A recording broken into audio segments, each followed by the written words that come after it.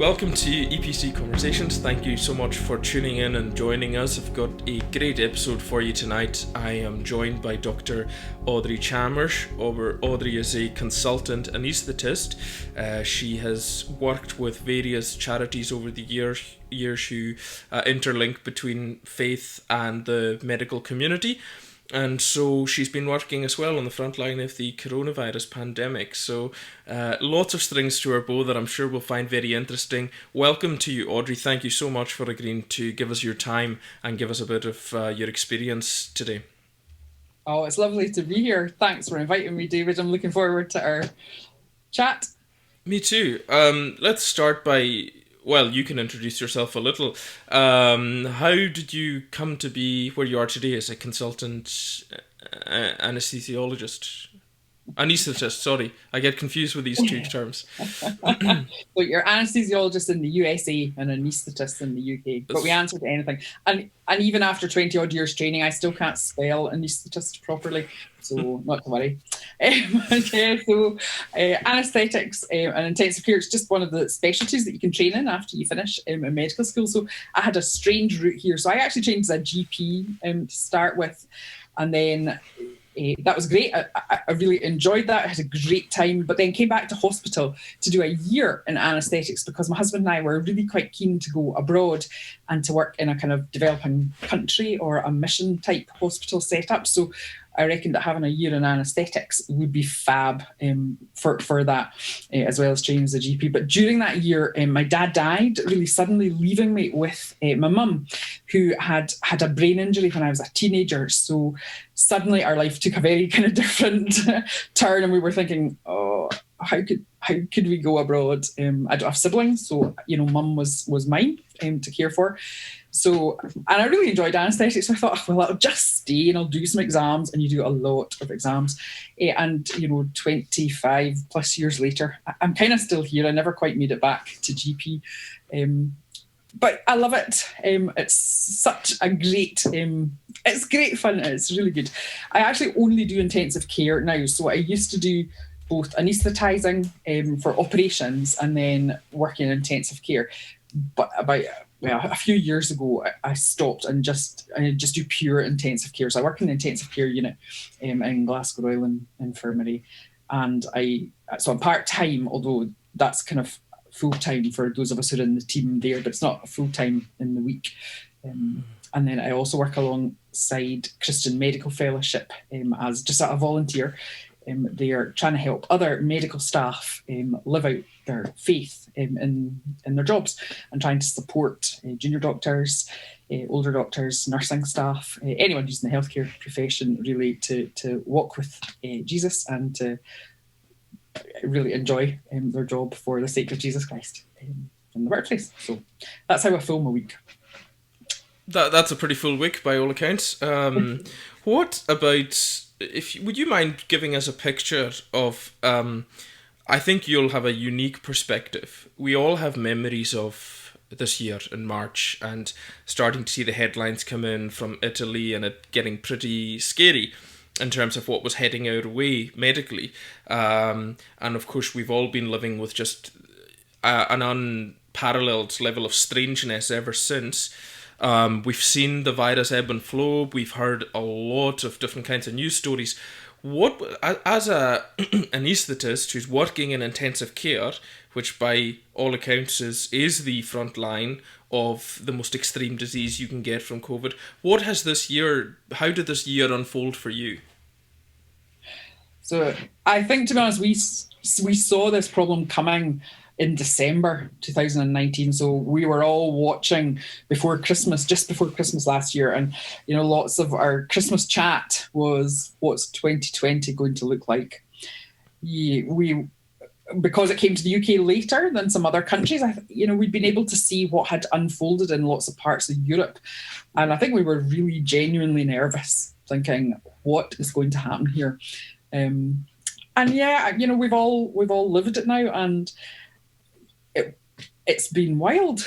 I think maybe for a lot of people, it's been a real it's either been a feast or a famine. So I think for loads of folk, they've probably stayed at home, they've not gone to work, they've maybe not known anyone in their family to have COVID, and it's just been a kind of time of nothingness. Nothing's happened.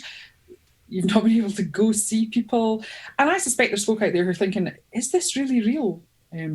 Because in terms of population spread of the disease, we still haven't had, millions of people in Scotland who've had it. We've had loads. And then for other people, if a family member has developed COVID or they've had it themselves, suddenly it really became real. And in March, as the wave came in, Italy described it to us. We had a podcast session with our ICU colleagues in Italy about 3 weeks before it came really in the wave to the UK. And they said to us, you'll think you're ready, but you won't be. And just hang on to that thought. When the tidal wave of patients dropping all around you comes, you'll never be ready. Just get on with it when it happens. And actually, that was a really helpful comment. And sure enough, towards the end of March, suddenly the hospital was just full in a really short space of time with really, really sick people. Lots of them frail and elderly, lots of them young and fit. And this disease, yes, it picks out folk who've got underlying illness and people who are old, but it's a stinker. And it gets a lot of folk who are really young and fit and well as well. We have one intensive care unit normally with 20 physical beds that you can put a person in. But within about 4 days, we had 38 patients on ventilators. The army came and helped set up new areas. We had windowless, bits of hospital where suddenly we plugged in lots of extension cables, and there was just this sea of patients. Lots of folk said goodbye to their relatives as they went off in an ambulance. And no one's allowed to come and visit, and that's still the case in Glasgow because of the tier, that we're currently in. There's no hospital visiting. So for many of our patients, they waved a loved one goodbye, and then that was them in hospital. It's a long disease, COVID. We had folk on ventilators for, the longest was 73 days in intensive care. And these patients haven't seen their loved ones, and their loved ones, we were phoning them to tell them how their loved ones were getting on. And we had a great system which the Scottish Government set up early in the day where we could take a little video and then we could send it securely. We could upload it to a secure website and the family could then access that with a password. So we were taking videos of folk who were sedated and on life support and uploading them to this system. And then folk were phoning us while they were watching the video and were crying, watching the video, and we were trying to talk to them on the phone to explain all the machines and things that they could see. So the system, it was the best we could make of folk not being able to come and see their loved ones. But I think it's just been so hard for family members to not be able to see and to hug and just to hold and comfort their loved ones. I can't begin to imagine how hard it has been for folk to sit at home waiting for that phone to ring and not really able to go and see their friends or to have comfort themselves from other family members. It's cruel. It's just cruel. And I think as staff, it's the thing we've wept most over.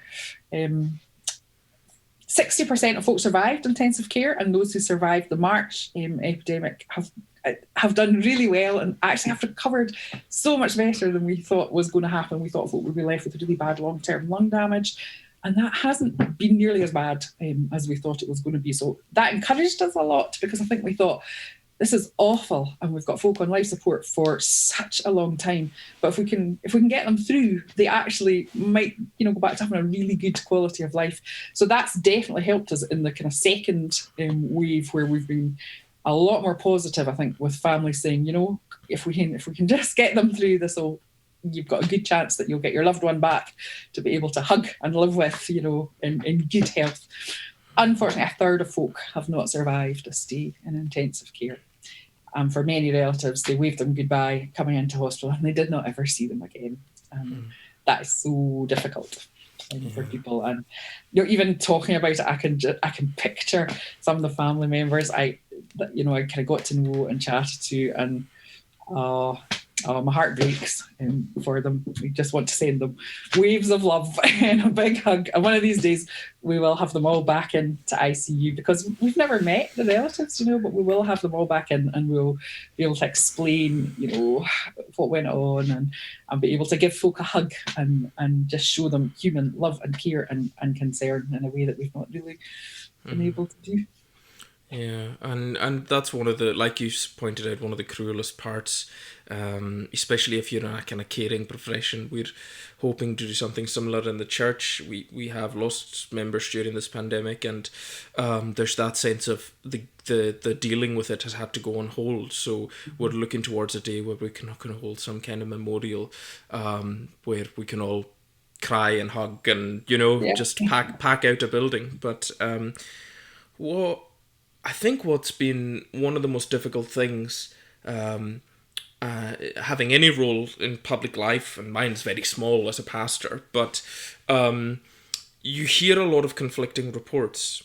And we're supposed to be, in Christianity, people of the truth.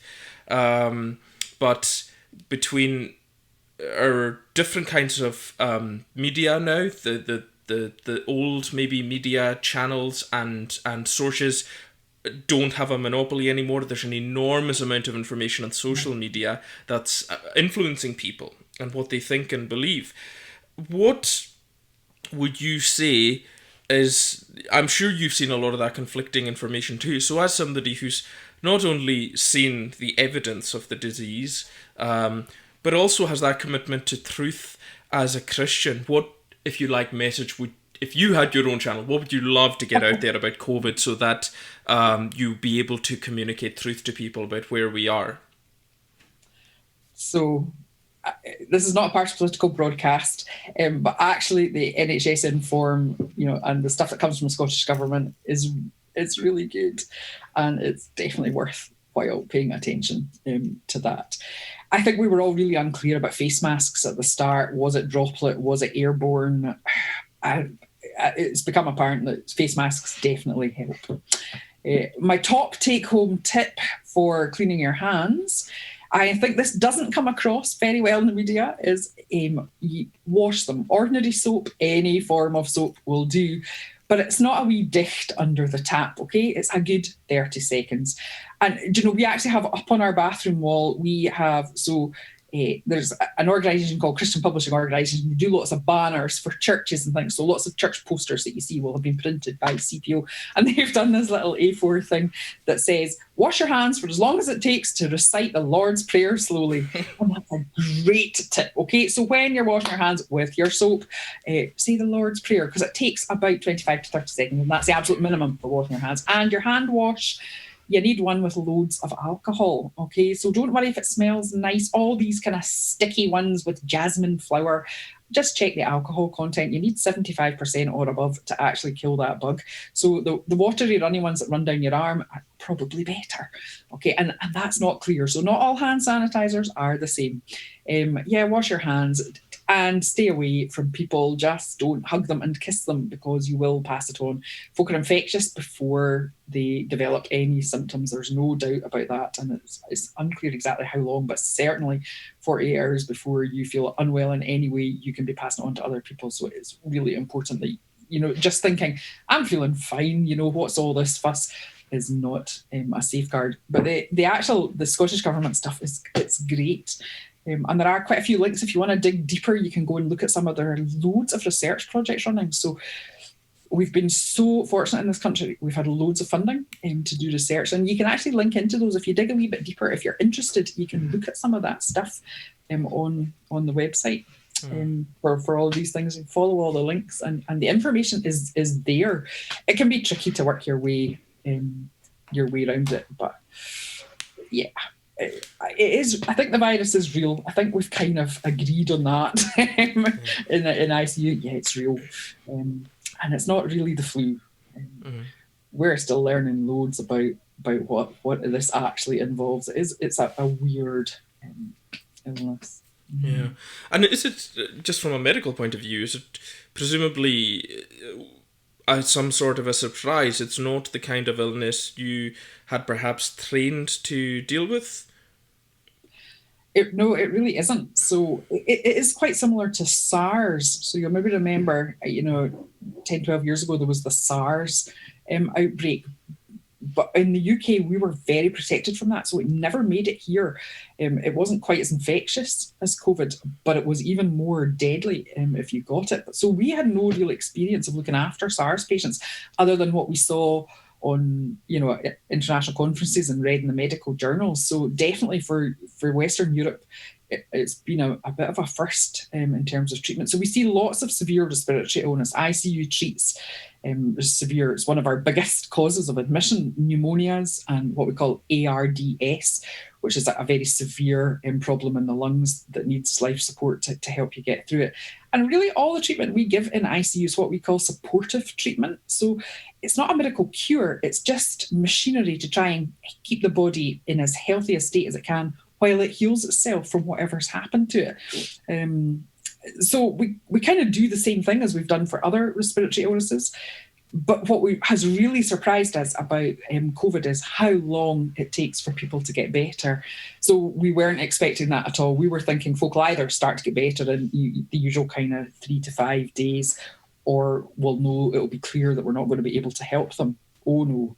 So, a fortnight, 3 weeks on a ventilator, we're now thinking that's quite a short time, and that's very different from the experience we've had. Wow. And presumably that's where the onus comes, in terms of the strain on the NHS, and that people aren't done in a short while, so that creates...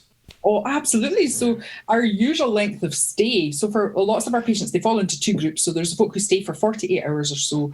So they'll be folk maybe who've had a huge operation. They need to be on life support just for the kind of 24 hours after they're recovering initially from that. So we'd have that group of patients who normally would come in, be on life support. A couple of days later, they'd be ready to go out. And then, we always have patients who stay longer, but the vast majority would not stay for 3 weeks. So it's caused a huge strain on the resources, because once the patients were in, we knew that if we could keep them, if we could keep them alive on life support, there was a really good chance that they would recover. So once the bed and the ventilator were full, folk were not turning around quickly, and that's still happening. So we're seeing that again in this wave, that folk are taking a really long time to get better. And can I ask you, Audrey, how you have managed in terms of your own personal faith this year? Because I'm sure you've never been through something quite like this in your own Christian journey. So how important has your faith been in navigating all this? Yeah. I think, so none of us have lived through COVID before, but I think we all live every day of our lives in relationship with our loved ones, with our friends, with our family, with, broader society around us. And we all experience loss, and comes to us at different times, different seasons of our life, in different ways. But we're essentially, from the day we're born, we're actually all heading towards our own death. Our own mortality is always there for us. I think the one thing that COVID has done is it's brought that into really stark relief, particularly for younger people who maybe we haven't maybe thought about our own mortality quite so much. Definitely what I've seen in staff is that we have all been a wee bit nervous, because we've been thinking, we're going to get this disease. We're in there for hours at a time with the sickest people. We're going to get this disease. The PPE's worked really well, and actually very few have got it. But it certainly made us consider, are we actually going to survive this year? And that's a huge stress. But that's a stress that's common to us all as humanity, because we're, whether we think about it a lot or haven't thought about it previously, it's there for us all the time. We think about our mortality. And that's not just COVID, that's all the time. So I think it's brought it into stark relief, but that's always there for us. And, the vaccine coming, well, we can maybe talk about the vaccine in a wee while, but, the light at the end of the tunnel and the hope, it's great. But actually, if we don't succumb to COVID, all of us are going to die of something. And the hope that I have as a Christian is that right now, in relationship with Jesus, there's a verse in the Bible where Jesus is talking to the Pharisees, and he's telling them stories about how he's the good shepherd and cares for the sheep. And he's trying to help them understand about this. And there's a verse there that says, "The thief comes only to kill and to steal and destroy, but I have come that they may have life, and life to the full." And I think I've been thinking a lot about COVID, about how it's stolen people's happiness, it's stolen their comfort, it's stolen their certainty and security. It's destroyed, it has destroyed people's jobs, it's destroyed family relationships, and it has killed. Loads of folk have died of this disease, but Jesus is the hope that we have real full life now, and also for eternity. And he is that hope that's way above the temporal, well, we're all going to die of something at the end of the day. And yeah, we are. And that's the same whether you have faith in Jesus or not, we are all going to die. But I think for me, the hope is, the vaccine is a great hope, but the real hope is that no matter the circumstance, no matter the loss, and no matter, when our physical life ends, faith in Jesus is about life in all its fullness and the best life possible now and eternal relationship with God. And that is just the best thing ever. Do you know, it covers, it's better than a vaccine, and it covers every form of death and critical illness and serious disaster that can come on us. And I know what it is to lose. I've known a lot of loss in life, and I still really feel it when I deal with a lot of the patients.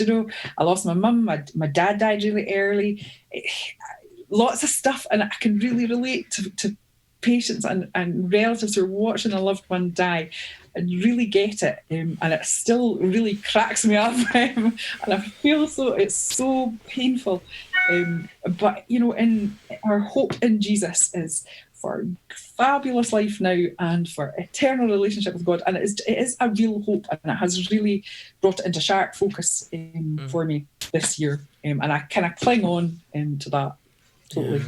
Yeah. Sorry, that was a white witter. That was a great sermon. Sorry, no, it was brilliant, and I loved how you picked up on. Actually, we're going through Advent, so I was preaching on Sunday about almost those exact words about how the reason we have so much to celebrate with Jesus coming into the world at Advent is that supposing we get a vaccine, there's still going to be all kinds of problems in our world connected to the human heart.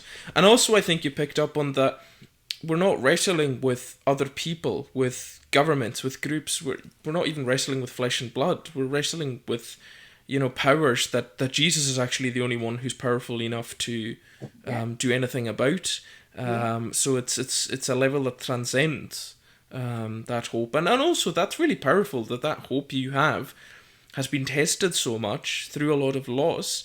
It's clearly not just a crutch, because despite all of that, you still choose to embrace and commit to that faith through everything. Yeah, I mean, it's not easy, and I still find myself looking at some of the relatives sometimes, and I think, oh my goodness, you've had such a hard time. You've had so many awful things happen to you, and I really struggle with that. I often find myself saying to the Lord, how can you allow some folk to know so much suffering? But, we have suffering in this world. We'll have it for the duration of life on earth, and it will only be when we stand before the Lord that he will wipe every tear from our eyes and suffering will end. So we ain't going to see it this side of eternity going away. But it's, it's that hope that, and even in the midst of suffering, God sends us his love and his compassion and his support through other people. And that's one of the things we've found so hard about COVID, is it's been so hard to really do that for people. But, there it is God can still find ways to make his love and his care for us known in the midst of the most awful stuff. Yeah, and it's a great testimony when we're able to say that we've seen that happen. What about some of your work? Could you tell us about some of the things you've been involved in with Christian Medical Fellowship, what they kind of try to do, and what part you've played in that over the years?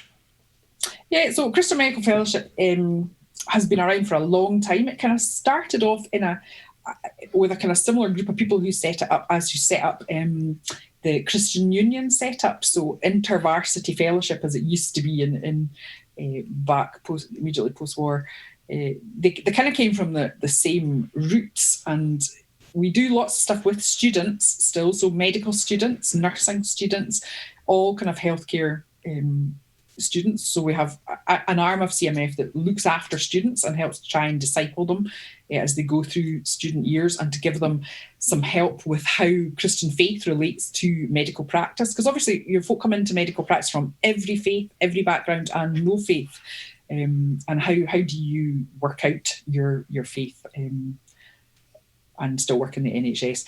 We have an arm that does ethical submissions. So we submit to government. Folk in, particularly down the London office, are really involved in that. And there are loads and loads and loads of submissions each year that folk, general public wouldn't be aware of, but we are constantly submitting to government to try and uphold biblical values in the healthcare system of this country. And then we have various things to try and help folk who are working in healthcare to follow Jesus and to live for him as best they can in the rough and tumble of the NHS. And that's probably where I've been most involved. So I worked as a while as a paid staff member in across Scotland, just trying to encourage people to meet together, to pray together about their workplace. And then over the last 5 years, we've been really keen to set up a much more volunteer-based ministry in CMF. So I'm still very involved in that. So I no longer am salaried staff, so I kind of tried to pioneer the way of using people who are working currently in healthcare, who are maybe able to drop some sessions, or who are part-time and therefore have a bit of time to give, who will set up local support resources for healthcare staff. And there's a fair bit of that now goes on. We have little catalyst teams all around the UK that are starting up, and these are just local folk who link in to all the stuff that comes out of the London office, but who are in their own local area dealing with local healthcare as it happens. And it looks really different in each place. If you are a medical professional or any kind of healthcare worker, I would really encourage you to go to www.cmf.org.uk, have a look, a rummage around the website. There'll be something there for you. Join up. And if you're not a healthcare professional, but you're interested in medical stuff, or maybe you've got grandchildren who are nursing students, or maybe at medical school, or you've got family members who work in healthcare, you can become a friend of CMF. It's completely free. It just means that you'll get some emails, and it'll keep you up to date with what's going on in government and what things are coming through Parliament in terms of ethical bills that quite often come under the radar, particularly during COVID, when there's only really how to wash your hands on the telly. It's amazing what tries to get slipped past the media.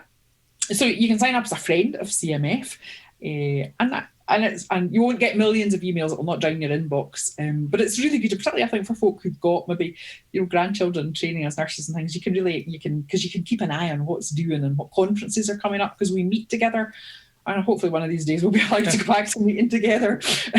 So we've been doing it all by Zoom recently, which is great. As well, you've been doing that for church. Technology is wonderful most of the time. So sign up as a friend if you're not a member of healthcare staff yourself, and then you can see what's going on. You're really welcome. And for churches and things, if we haven't done a huge amount of this, but for folk who are normal church attenders, we would love to come and be able to chat to you a bit about some of the ethical stuff that does go through, because we all have a role in society of making sure that our voices are heard. And the Scottish Government loves to hear from people, loves it. So don't be shy about putting in your tuppence worth about what you think should happen in terms of the NHS and resource allocation and all that stuff. The government will love to hear from you. It's quite encouraging that the work that's been done there is happening at two really important levels: the sort of down on the ground supporting Christian healthcare workers live out their faith as disciples, all the way up to public policy and looking to be a voice for truth as we have it revealed. So that's really, really encouraging, I think, and I think it's great you've pointed out the resources where we can keep in the loop with what's going on with that kind of thing, because the medical world is a huge part of our society now. And you mentioned at the end there that technology is really great, and it is. What about the advancements that have recently brought to all our news bulletins that there is now a vaccine? As somebody who's on the front line, can you see the end in sight? Oh, we are so chuffed that there's a vaccine. In all honesty, I think when we started 2020, we were thinking, oh, this will be a nightmare. Coronaviruses are notoriously difficult to vaccinate against. They can change their spike proteins, and there are loads and loads of problems. But we have been so fortunate that a load of money has been given to researchers. And I mean, the Oxford crew have done a brilliant job. And actually, the fact that there's more than one vaccine is also really encouraging, because they will just be very slightly different, and we'll get better population cover from that. So yeah, it's really exciting. There was a bit of chat that Lanarkshire might be the first to go with their vaccine. Who knows? So as far as I'm aware, Greater Glasgow and Clyde, where I work, have not yet actually started shoving it in anyone's arms. But yeah, so we are really hopeful that soon. So there were news reports this morning. I think certainly some places in the country have actually started administering it to people. I mean, we're used to doing flu every year. So we try and get all elderly folk covered with flu vaccine. And it's still really important to get your flu vaccine, because flu is completely different from COVID, and it can be a really rotten disease. So it's really important to still get that. And hopefully in coming years, it'll be a one-stop shop, and you'll go get your flu, and then in the other arm you'll get your COVID, because it will almost certainly need to be a topped up thing. I think it will be 2 doses probably in the first instance, but I don't know what the frequency will be like, but it won't be a vaccinated once for the rest of your life type thing. But yeah, we are genuinely really excited. Yeah, Santa's brought us a vaccine. It's fabulous. Well, excuse me, I'm sure you see it as an answer to prayer. Yeah, I guess me personally, I feel a wee bit bad, because I feel like I haven't prayed so much for the vaccine. I think I've prayed a lot for the folk, the people immediately in front of me that I've kind of had to deal with, and I've probably not been very good at personally at praying for the vaccine. But I suspect out there are loads of folk who really have prayed for the bigger picture and not the nitty gritty of everyday COVID, who've and I suspect there's loads of folk who've been praying that the Lord would intervene on a world basis, because we are so fortunate in the West. We are resourced. We might think we don't have enough resources, but compared to some of the developing world, we are so well off. And I know there will be folk out there who have really prayed in a dedicated way for the developing world, because it's been on their heart to pray for our brothers and sisters in resource poor countries, who are, I think, are having a really shocking time. So yeah, I'm really glad that there are folk. I suspect there's been a lot of, perhaps it's going to sound terribly ageist, but maybe a lot of slightly older folk who've been sitting at home and haven't been able to go out and about, and who've spent their time praying. And I want to say a huge thank you to you if you're in that category, because God answers our prayers. And I've been running around, whittering, chirping like a budgie, as you can perhaps guess from the way I'm chirping right now. So I've been running around for the last year whittering away. But the army of folk who have been sat at home and who have been lifting the country and other countries before the Lord, that is it's invaluable. Please don't stop. Please keep praying that all the good stuff that we've seen come out of COVID, and the way that folk have maybe looked out for each other more, just, keep praying that the Lord will really encourage us to do much better, to think of brilliant new ways that we can love one another and show Jesus' love to everyone round about us, even with the light at the end of the vaccine tunnel. And what about the nitty-gritty you mentioned? How could folks, from your vantage point, pray for what are the, if you like, the more small, micro level that people can pray for things?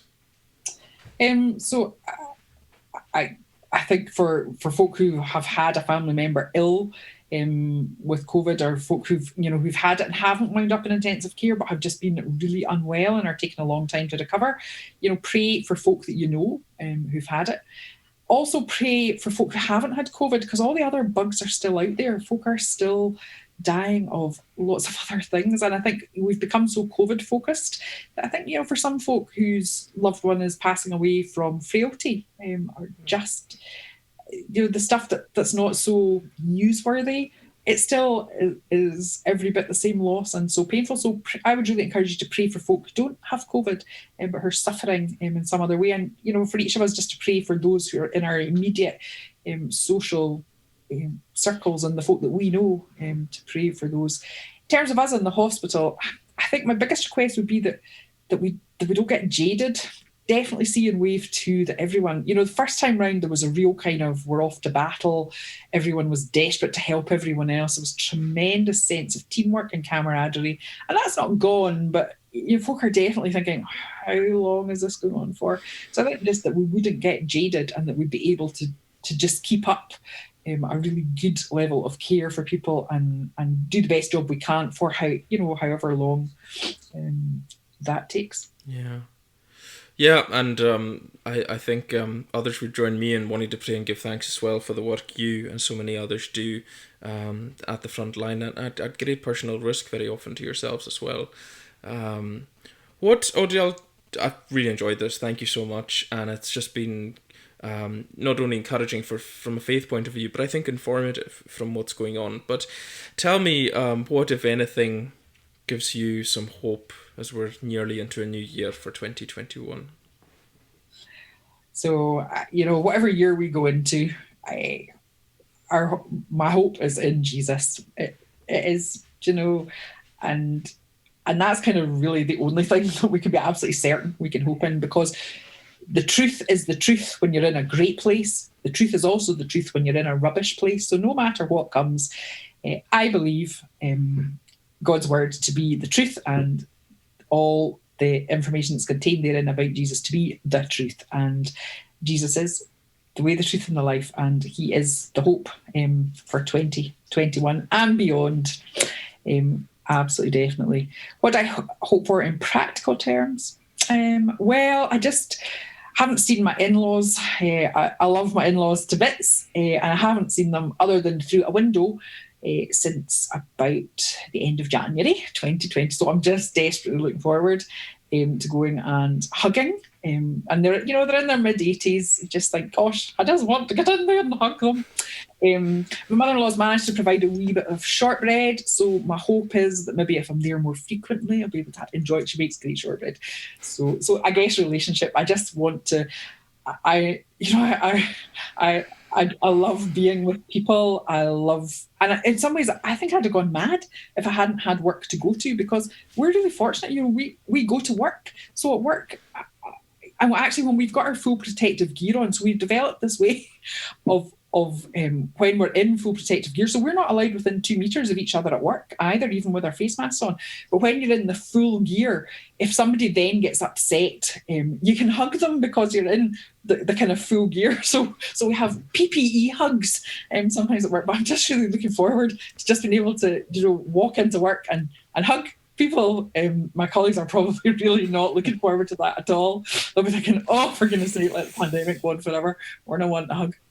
But just, people, my hopes for 2021 are people and being able to see them again and go do things with them again and have a great laugh and a bit of crack with my buddies and my family.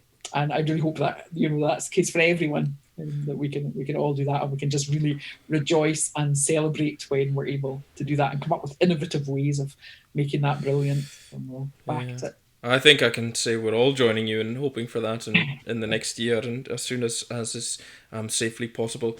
Audrey, thank you so much. It's been a real pleasure and blessing to have you, and all the very best with whatever the rest of the year holds and into 2021. Oh, thanks very much, David, and to all of you out in Erskine. Maybe one of these days we'll get a chance to meet face to face when we're all back in church. Every blessing to you all. Thanks very much. Thank you.